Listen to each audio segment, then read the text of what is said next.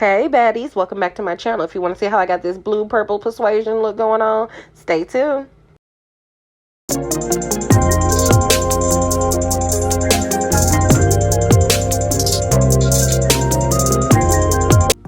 Okay, we got one side done, time to do the other side. I love me a good look that look real hard, but it's not real hard. You see what I'm saying? It's just a nice little old cut crease, and you know I'm the queen, so let me go ahead. Let me show you. Okay, so we're going to start off with this nice plum purple, and we are going to start working it in the outer corner of our eye, right on our crease, and we're going to start building that pigment up. We're just going to pat till I get that color payoff that I want. No hurry, no rush, no fuzz, baby. We trying to look good. Take your time, right? All right, so you see I am still just working that color in, especially with the cut crease. You want to make sure that you're getting a good color payoff, because when you cut that crease, you don't need that color to be lost, okay? So right on top of that plum purple, we're going to go on with the little lavender type purple, a little lighter, little shade, it's a little lighter. And we're going to go ahead and blend those two together until they are blended to perfection. We don't need no harsh lines. We need them two together. We need them married, not separated. Thank you. Blending takes time. It's nothing you can rush. It's nothing you can speed through. Again, this video is not, I don't know if I said it. I don't think I did. Okay, so this video isn't sped up in any way. It's in real time. I may cut a little bit here and there. I'm lying, y'all. I ain't cutting that. It's just a true little video. See what I'm saying? But you see, I am still working in on go ahead and blending those purples together before I head onto that blue. I decided that these colors is gonna look like a little kind of cotton candy, like purple persuasion type vibe. You see, it's like fantasy. You see what I'm saying? Yeah. That's why I picked these two colors together. I thought they married well. And do you see that other eye? Don't play with it. Don't play with it. Don't play with it. Okay, baby, don't play with it. Okay. But just like we did that purple, I'm going to go in with a lighter blue right on top. And we're just going to blend those two together. It may look like a little much. Don't worry. Don't worry. It all's gonna come together because we still got to cut that crease, baby. And this is a high cut crease. You can cut your crease wherever you want on your looks. Mine may be higher on some looks, some may be lower. But with this look, it needed to be a little bit higher.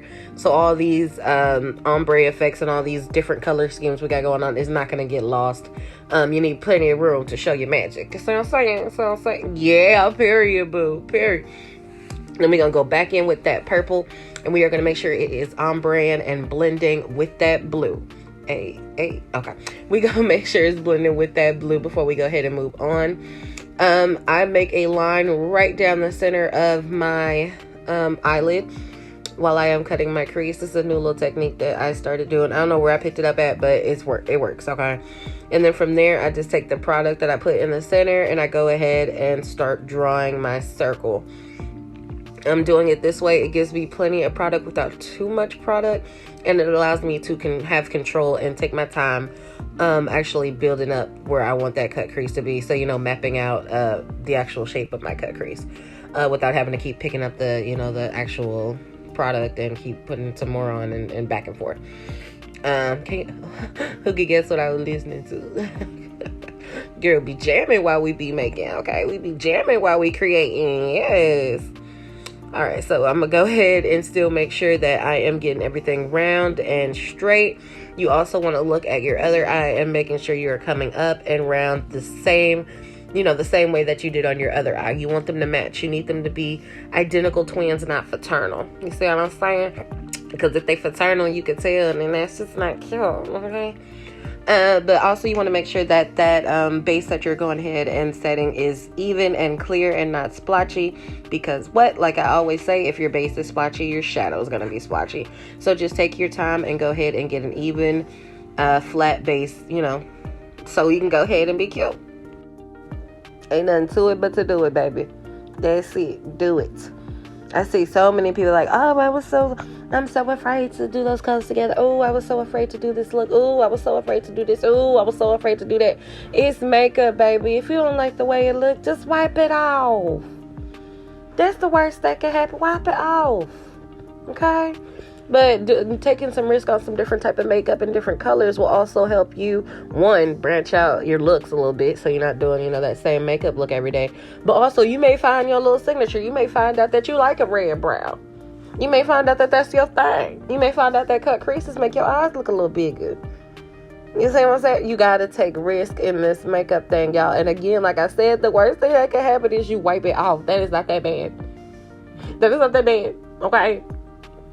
But y'all see, I am looking straight forward. I am making sure everything is precise, neat, and a solid color. In this case, a solid white, because I really, really need that white base to go ahead, you know, and put the white on top, you know. So good white base, I'm gonna have a good white finish. See what I'm saying? Right.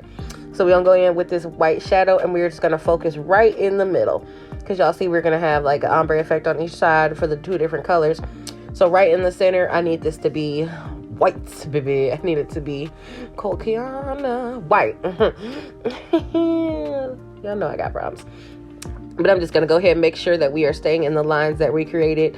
And I am just pat, building that product in before we go ahead on the outer corner. Now we're going to use the same colors that we did when we cut our crease. So we're going to start with this deep plum purple right in the very outer corner of this cut crease. We're just going to start building that up slowly but surely, but we're not going to come too far out, because you got to leave room for that second purple, and you don't want that white to get lost in the middle. So you kind of gotta you gotta work with it just a little bit, just bring it in just a little bit. Now you see me looking from side to side. I want to make sure that I am coming up, building this color up the same way I did on the other side. I don't want it to be too much, and I don't want it to be too little. So I'm just taking my time and going in. So now we're going in with that lighter purple. And you see, I'm still being very careful, pulling it in, because I don't want that white to get lost. That's the whole point, whole focal point of this look is, you know, that white center fading out to those two colors. So right about there is boom, right where we want it. And I'm going to go ahead and go right back on top of it with some white. Like I always tell y'all, if y'all are trying to blend two colors together, put the lighter one on top of the dark, and it gives y'all that perfect ombre effect every time. Now it's time to go in with the inner corner with the blue. Again, we're going to make sure that we're, you know, keeping things the same as from one eye to the other. So you don't want to come in too much, but just enough. You still want to be able to see that blue, but you don't want the blue to overtake the entire cut crease, you know, that you're doing. So I'm just patting, looking. Clean that brush in between each color, baby, or your color's going to look dirty. They're not going to look blended. They're going to look dirty. So clean that brush, Pookie. Or use different ones if you don't want to, you know, keep cleaning that same brush. Use a different brush for each color. Either way, make sure each color has its own little situation going on, okay? So came in with that lighter blue, and we're going to go ahead and bring it in. Now, in this case, I did decide that I needed to bring that blue in a little bit more on the other side as well, because I felt like it got lost a little bit. It was, you know, it wasn't as strong. He wasn't standing, you know, he wasn't standing his ground. He was getting lost in that white, and we can't have it. So I went on ahead and pulled that up just a little bit on both sides, and you see the difference? Night and day, baby. Okay, so we're gonna go ahead and get all that fallout from that shadow. And here is the original lashes that I was doing. I don't know. I wasn't feeling it. I'm gonna let y'all see, you know, the same process of me, you know, my glue techniques. And you know, I use clear glue because what? It dries clear, and it doesn't what? Show you mistakes. Thank you very much.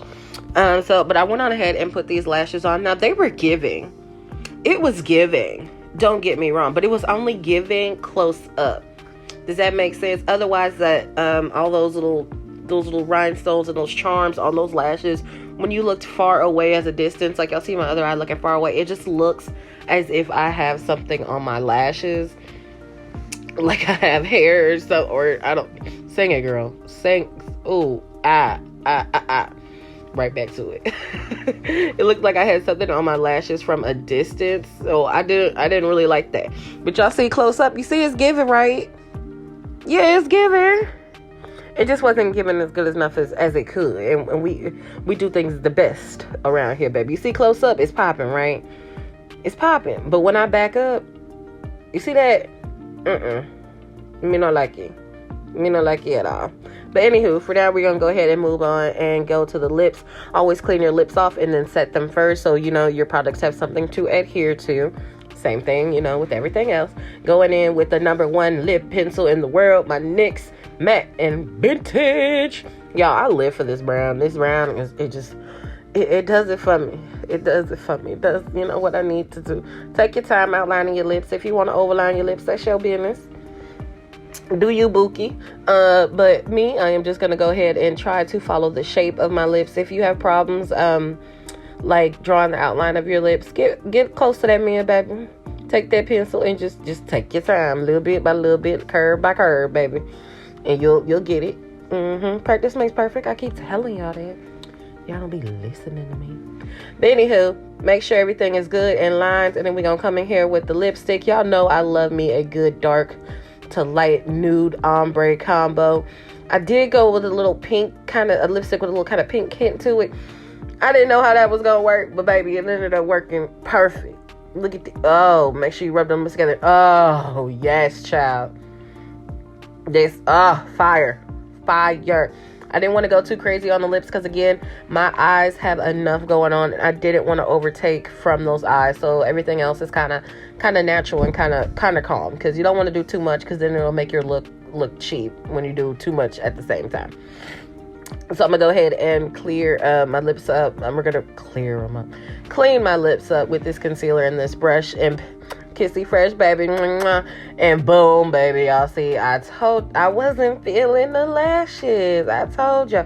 So I went on ahead with this little simpler set of lashes. Go ahead and glue them on, and look at the difference. Just wait for it, y'all. We're gonna do the same process. Glue on the band, glue on my lash line, and then followed by mascara. But when I put this other set of lashes on, y'all, wait for the difference. Wait for the difference. That's why I said, don't be afraid to change. Don't be afraid to wipe off. Don't be afraid to start over. Don't be afraid to do anything you got to do to make sure you are getting the best look, the best result that you possibly can. Okay. So I went on ahead, while those lashes were drying, I went on ahead and perfected what was going on underneath my eyes. I'm gonna do the same combo, the purple on the outer corner and fade it into the blue on the inner corner. The same thing we did on the eye. Because I don't like putting anything on my bottom lash line, but this right here alludes that I did. All right. So we're making sure I have plenty of glue here. Well, again, I'm going to go ahead and finish my under eye, followed by that blue right there. Perfection. And it just pulls. I don't know. When you put that shadow on your under eye, it just pulls it all together. You know, you don't look crazy with shadow on your bottom lash line. You're just not used to it. You don't look crazy. I promise you it looks good. But we're going to pop these simpler lashes on, and look at do you see that? Big difference. We're gonna go ahead and pop the other one on. Again, when you do this glue technique, it's simple, and them lashes gonna stay stuck. Okay, no matter who you crying over, baby, them lashes ain't gonna move. All right. But once you stick your lashes on, you want to make sure you push them upwards. Make sure each part is stuck down, each corner, and bada bing, bada boom. Look at that, y'all. Look. And baddies, we are done. Oh, perfection. I love me a good cut crease. But make sure y'all like, subscribe, and I will see you next time.